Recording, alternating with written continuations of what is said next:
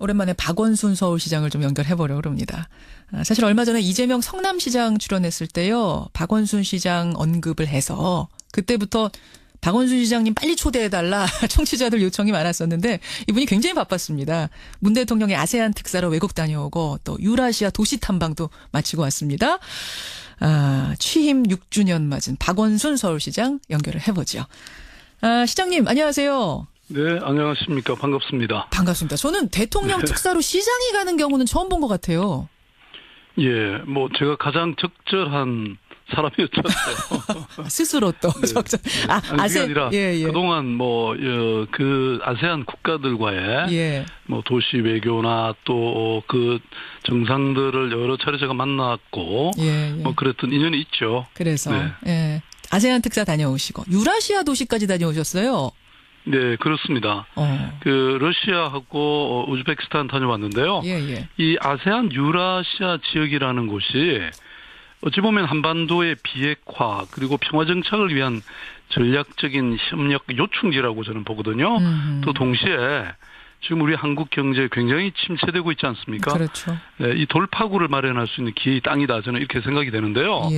그런데 이명박 박근혜 정부 시절은 이 너무 사강 중심의 외교가 이루어지다 보니까 이 나라들과는 적극적인 교류가 없었습니다. 그래서 이번에 제가 대통령 특사로 가면서 이 대한민국이 이제 사강 중심의 외교를 좀 다변화하고 있다 이런 메시지를 확실히 전달했고요. 그리고 또 실제로 이런 나라들이 베트남이라든지 우즈베키스탄 뭐 이런 나라들이 정말 저도 엄청난 환대를 받았는데요. 그만큼 대한민국과 서울시로부터 이런 정책을 배우겠다 이런 열의도 참 대단했습니다. 이걸 잘 활용해야죠 우리가. 그렇죠. 아세안 나라들에서는 이제 환대받고 여러 가지 소통의 채널들 마련하셨고 러시아 가서는 북방 뉴딜 개념을 제시하면서 유라시아 철도 연결이 중요하다 이걸 강조하고 오셨더라고요. 뭐 저는 북한을 향해서 이렇게 앞문이 굳게 닫혀 있으면 뒷문이라도 우리가 열어야 되는 게 아니냐.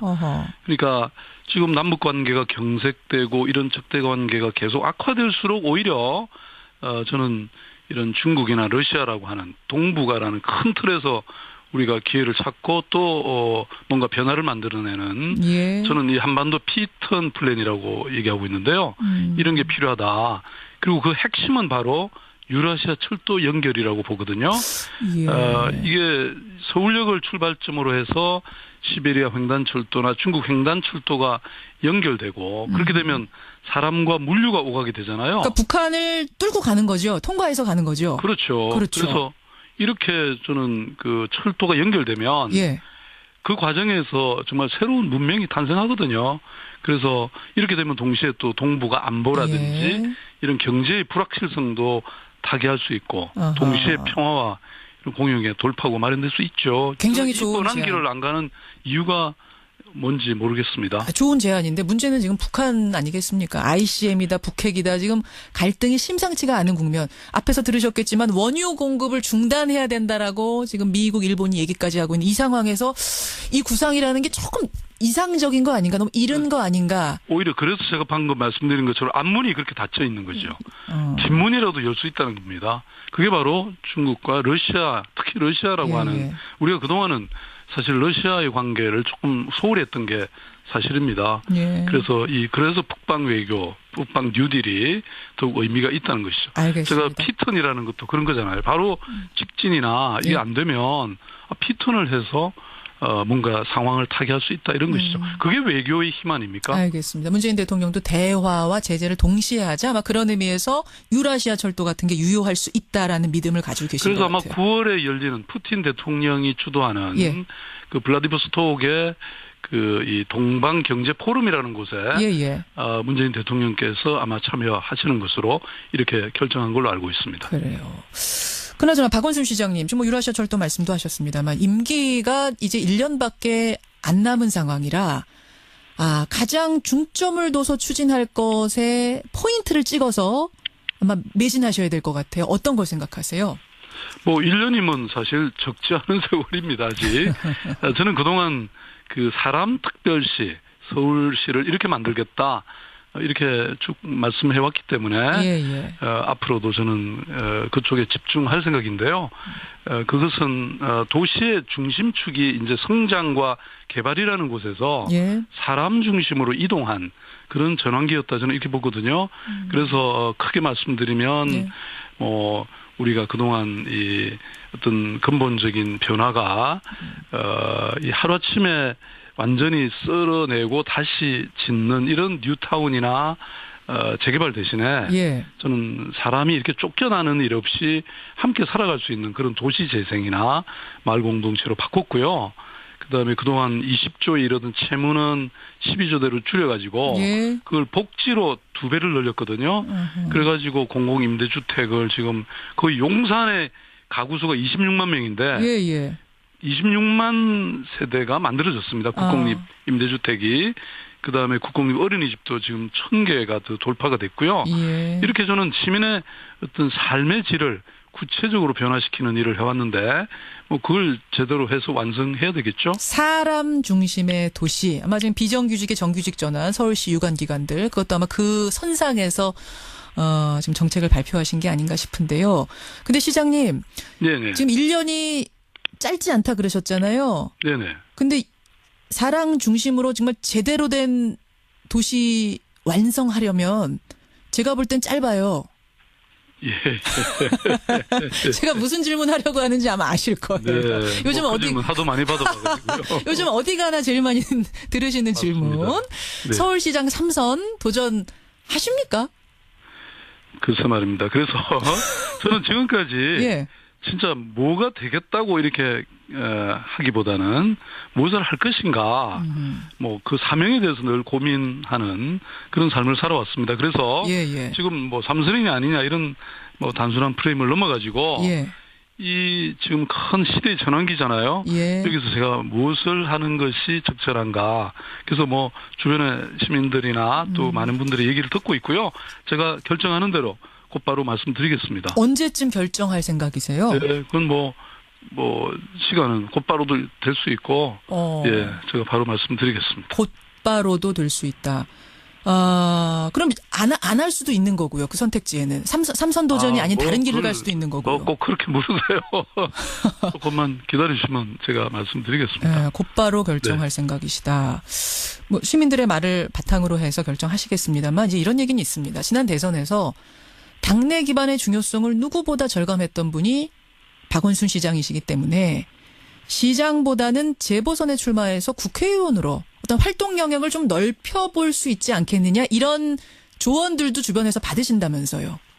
저는 기본적으로 어떤 정치공학적인 그런 접근보다는 정말 이 시대의 그 비전이 무엇인가, 어떻게 해야 우리 국민들의 정말 먹고 사는 문제, 그다음에 이 불평등과 불공정의 사회를 제대로 바꿔낼 수 있는가, 뭐 이런 게 저는 훨씬 중요하다고 생각하고요. 그런 일을 하는 것이 저는 뭐 서울시장으로서의 이걸 계속 할지 아니면 또 다른 차원에서 뭐 그런 길을 열지 뭐 그런 고민은 하고 있는데요. 그리고 그게 또 제 마음대로 그게 되는 건 아니지 않습니까? 물론 그렇죠. 결국은 시민들 국민들의 생각이 또 어떤지 널리 들어보고 뭐 그렇게 저는 결정해도 늦지 않고 오히려 지금 1년을 그 하루같이 그렇게 열심히 하는 것이 중요하다 이렇게 생각하고 있습니다.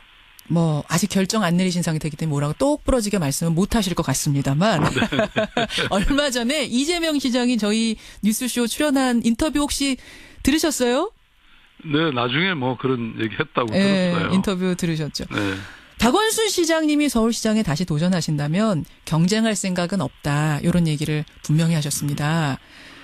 이재명 시장님이 지금 뉴스쇼 듣고 계실 거예요. 뭔가 답가랄까요? 한 말씀 하신다면?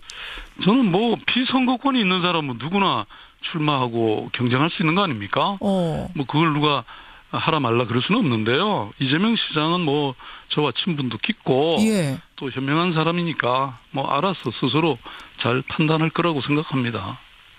이게 무슨 말씀이지? 스스로 알아서. 그러니까 지금. 그걸 제가 그러면 뭐 하라. 하라 마라가 아니다. 하지 말라. 그렇게 어떻게 말합니까? 그 얘기는 내가 3선 도전하면 양보하겠다라고 했는데 굳이 그렇게 할 필요도 없으시다 이런 말씀으로 들어도 되는 건가요? 아니, 언제 그런 얘기가 있었습니까? 아니, 그러니까 삼선 도정을 박 시장님이 하시면 이재명 시장은 도전 안 하시겠다 지금 이런 말씀. 예, 그런 얘기 하셔서. 예. 그게 그런 얘기가 있었나요? 그렇게 얘기했습니다. 네네, 예. 네. 아니 뭐 제가 만약에 한다고 하면 예.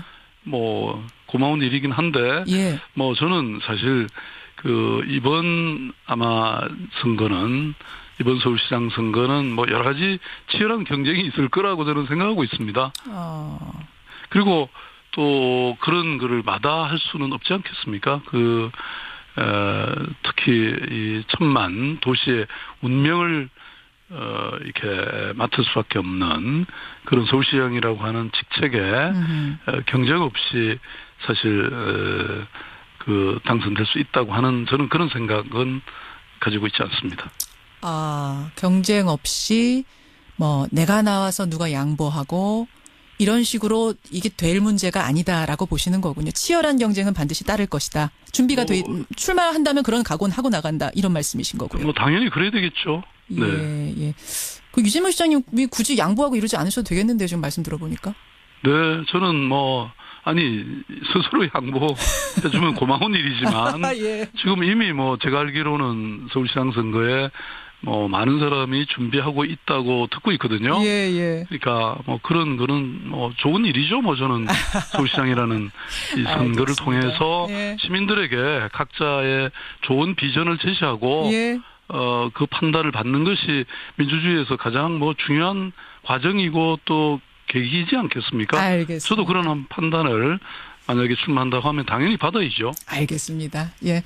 오늘까지 말씀 듣도록 하고요. 또 귀한 시간 마련하죠. 고맙습니다. 네, 감사합니다. 서울시 박원순 시장이었습니다. 러시아하고 우즈베키스탄 다녀왔는데요. 예. 이 아세안 유라시아 지역이라는 곳이 어찌 보면 한반도의 비핵화 그리고 평화 정착을 위한 전략적인 협력 요충지라고 저는 보거든요.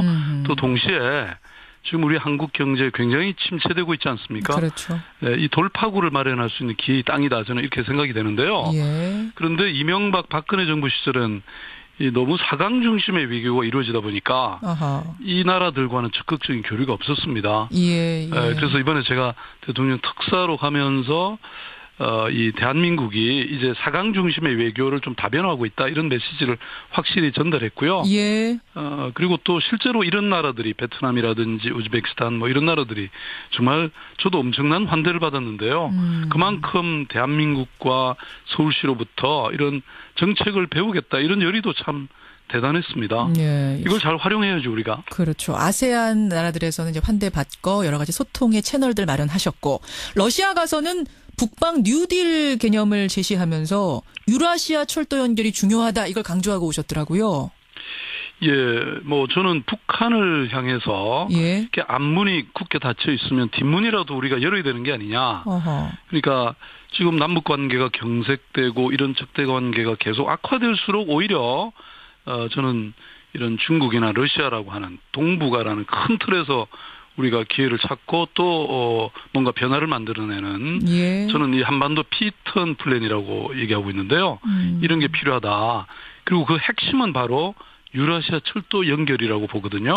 이게 서울역을 출발점으로 해서 시베리아 횡단철도나 중국 횡단철도가 연결되고 그렇게 되면 사람과 물류가 오가게 되잖아요. 그러니까 북한을 오랜만에 박원순 서울시장을 좀 연결해보려고 합니다. 사실 얼마 전에 이재명 성남시장 출연했을 때요. 박원순 시장 언급을 해서 그때부터 박원순 시장님 빨리 초대해달라 청취자들 요청이 많았었는데 이분이 굉장히 바빴습니다. 문 대통령의 아세안 특사로 외국 다녀오고 또 유라시아 도시 탐방도 마치고 왔습니다. 취임 6주년 맞은 박원순 서울시장 연결을 해보죠. 시장님 안녕하세요. 네, 안녕하십니까. 반갑습니다. 반갑습니다. 저는 대통령 특사로 시장이 가는 경우는 처음 본 것 같아요. 예, 제가 가장 적절한 사람이었죠. 스스로 또 적절. 그게 아니라 그동안 그 아세안 국가들과의 도시 외교나 또 그 정상들을 여러 차례 제가 만났고 그랬던 인연이 있죠. 그래서 아세안 특사 다녀오시고 유라시아 도시까지 다녀오셨어요. 네, 그렇습니다. 일이 더욱 의미가 있다는 것이죠. 알겠습니다. 제가 피턴이라는 것도 그런 거잖아요. 바로 직진이나 이게 안 되면 피턴을 해서 뭔가 상황을 타개할 수 있다 이런 것이죠. 그게 외교의 힘 아닙니까? 알겠습니다. 문재인 대통령도 대화와 제재를 동시에 하자 아마 그런 의미에서 유라시아 철도 같은 게 유효할 수 있다라는 믿음을 가지고 계신 것 같아요. 그래서 아마 9월에 열리는 푸틴 대통령이 주도하는 예. 그 블라디보스톡의 이 동방 경제 포럼이라는 곳에 예. 문재인 대통령께서 아마 참여하시는 것으로 이렇게 결정한 걸로 알고 있습니다. 그래요. 그나저나 박원순 시장님, 지금 뭐 유라시아 철도 말씀도 하셨습니다만 임기가 이제 1년밖에 안 남은 상황이라 가장 중점을 둬서 추진할 것에 포인트를 찍어서 아마 매진하셔야 될 것 같아요. 어떤 걸 생각하세요? 뭐 1년이면 사실 적지 않은 세월입니다. 아직. 저는 그동안 그 사람 특별시 끌고 가는 거죠. 통과해서 가는 거죠. 그렇죠. 그래서 이렇게 저는 그 철도가 연결되면 예. 그 과정에서 정말 새로운 문명이 탄생하거든요.